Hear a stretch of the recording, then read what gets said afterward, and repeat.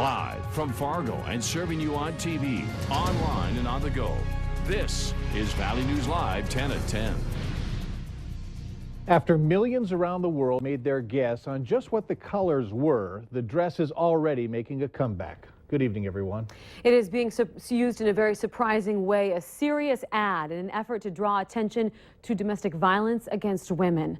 Valley News Team's Krista Bain shows us how this message is no illusion. The dress is showing true black and blue. A simple piece of clothing that infected the internet. 11 million people in one day weighed in on white and gold, or black and blue, wondering how one color confusing dress could take over the web. My first reaction was, what's the deal? It's a gold dress, gold and white dress. I didn't think it was that big of a deal. It was kind of cool, but I'm like, oh, a dress that's a mood ring. That's kind of funny. Now the dress is back, taking on a whole different mood to get your attention to where it really needs to be. And it's no illusion. First thing I noticed was the black and blue mark on her leg and then her eye. The message is clear.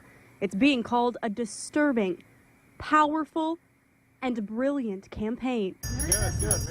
Coming from a name you're used to hearing. They usually remember that we ring bells, that we have thrift stores. They remember that we help people when they're in crisis. The Salvation Army in South Africa used the dress's blowout on the internet to draw attention to women in crisis. Here's a good cause, something that a lot of people don't want to talk about, but yet they're using something that everyone was talking about today to say, this is something that's a little bit more important than a dress. We need to discuss violence to women. Turning a popular dress found on a shopping rack and asking, why is it so hard to see it in black and blue?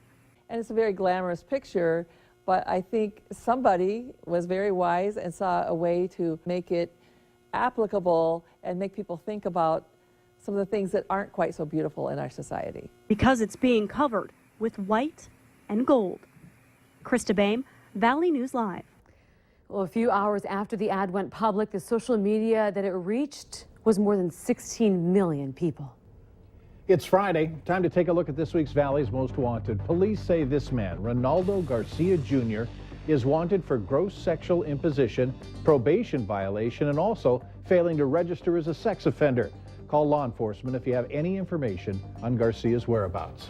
A busy stretch of road in South Fargo is causing some parents to worry for their children's safety after a young girl was hit there. And only more traffic is expected in that area this fall when a new school opens. Valley News Team's Macy Enger talked with several people in the surrounding neighborhoods about this crash and what will be coming up down the road. Macy?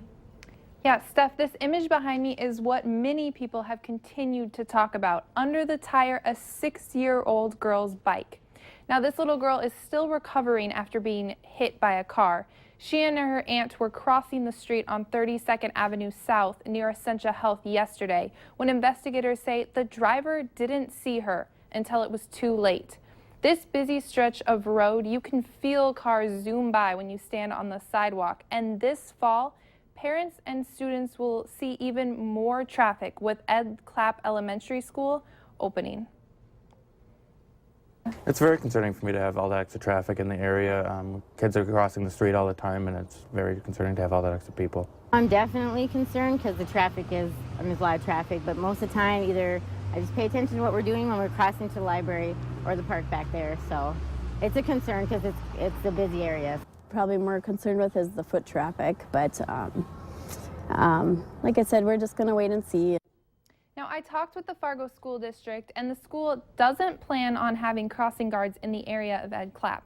The district doesn't have any guards at any other schools.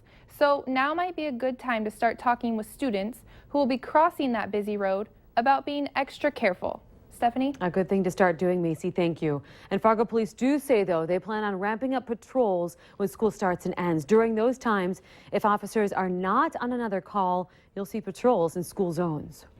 On average, the word retarded is used on Facebook more than 6,000 times a day. Now, whether it's intentional or not, locals say the R word hurts. Thousands locally and millions nationwide are trying to create awareness through a campaign called Spread the Word to End the Word. But we're trying to encourage people to see if we are respected enough for other people so we can treat others with respect. If you want to get involved and want to pledge to end the R word, log on to valleynewslive.com and click on this story. New businesses could be coming to a popular summer hotspot in the area. The 4-story hotel, restaurant, and condo complex will sit at the corner of Washington Avenue and Westlake Drive. The 69-room Fairfield Inn and Suites could replace the Capri Motel, and a restaurant will be right across the beach there in the public beach. Now, the city says the developer is addressing the public's two concerns about the proposal: the height of the building and shortage of parking. Most people we spoke with feel the project will be great for the area. I think it could be good for the area, for something new in the area, for more people to get to visit the Detroit Lake area, for them to see what it's like. But final approval for the project must come from the City Council. Family and friends and members of the community rallied tonight to help out a 9-year-old Moorhead boy. Zachary Rummel was diagnosed in January with a very rare tumor located on his brain stem. Now, this tumor is inoperable. Zachary is receiving treatment at St. Jude's in Tennessee. The benefit was held tonight at the Bowler in Fargo for Zachary. People taking part in a live auction for some baked goods and craft items. Family members say that they were very grateful for everyone willing to help out. It's amazing. It's humbling and it's overwhelming, and I wish Zach could be here to see it. He'll be home in 3 weeks, but it just means the world to have had the support of the community and family and friends behind us. Lend a Hand also played a big role in tonight's benefit, matching the money raised up to $5,000. Hundreds of people have been going to the Fargo Theater this week for the 15th annual Fargo Film Festival. And you'll still get some chances to check out some great films through the weekend. The festival continues tomorrow, including the special performance by director and actor John Waters. Organizers say this year they've had their biggest crowds yet, thinking that it's all thanks to, in part, by bringing in something for everyone. If someone had never attended the Fargo Film Festival before, I think these next 2 days would be an awesome opportunity to dip a toe in the water. There's so much variety, everything from documentaries to comedies to horror films. There's really something for everybody, and I think if you take a look at our schedule, you can find something that might be appealing to you. For showtime information, head to valleynewslive.com and then click on the hot button. Not only the film festival, but the Sportsman show is also underway. This one at the Fargo Dome in Fargo, marking its 50th anniversary. A half-century ago, Fargo's Lake Agassiz Kiwanis wanted to have a sports show, one that they hoped would help them fund some of their charities. So they hooked up with Seneco Productions, and the show was off and running. We're show people. We've got show business in our blood, and to make us do anything else, forget it. You make me an accountant, shoot me. So I want to thank everybody, and especially everybody in Fargo and the surrounding areas, for coming every single year to the Sportsman show, making it the great success it is, and we're going to do our best to keep putting on a great show for you. The doors will reopen at 10 at the Dome tomorrow and Sunday morning. And remember to Live 10 at 10 continues with no wait weather. What a Friday. Yeah. What a start to the weekend. Yeah, gorgeous weather out there. We have a few spots getting some light flurry activity, including in Grand Forks, but most of us going to remain pretty quiet. Conditions are fair. Look at this. Today we got to a high of 40 degrees, and average high this time of year is 31. Now, we won't be breaking records. 63 the record today, but we will have quite pleasant weather. Now, it's still a little breezy out there at 14 miles per hour. It's from the south-southwest.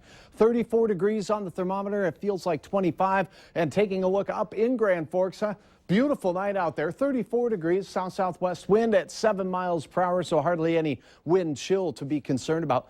Look at Jamestown, still almost 40 degrees there where we see these green colors. That's that blob of warmer air out to the west. 37 in Devils Lake, 36 Sisseton. And in Lakes Country, still holding steady in those low to mid 30s there. 27 for you in Wadena. Here's a look at the cool pool of air in the bright blue colors out toward the Twin Cities. It's getting replaced. We're noticing the greens and the deep blues slowly drifting their way into the eastern third of the Dakotas. That trend will continue this weekend. Now, as warm air runs into the backside of this colder air, it squeezes out a few flurries. We have flurries of snow showing up, moving towards Becker County. The areas here where we see the pinks and the greens, that's freezing drizzle and some light rain. Just be under the advisement that Well, we have frozen ground right now, and a little bit of precipitation on it could cause some slippery conditions both late overnight tonight and into the early hours tomorrow. Detroit Lakes north up towards the Monoman area is where we're seeing some of this activity right now. Heading to the south and east, we'll put it right in the DL area within the next 20 minutes or so. Again, not a lot of this is actually reaching the ground. Most locations reporting nothing tonight, but this will swiftly be moving out as we go toward about the 2 in the morning category. It's going to be out of here, and that west-northwest wind will be at around 10 to 15 miles per hour during the overnight. Look at temperatures holding steady in the upper 20s and low 30s across most of our eastern North Dakota counties.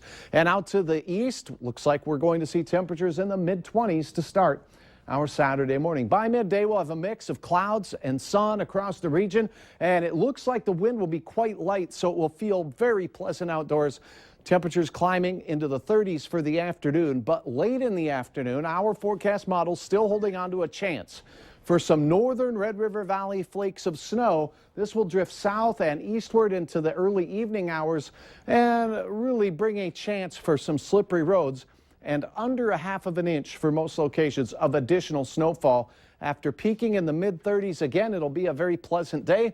Your hour-by-hour forecast for Fargo shows high temperatures all night long. We do dip down into the 20s by the time we get to daybreak.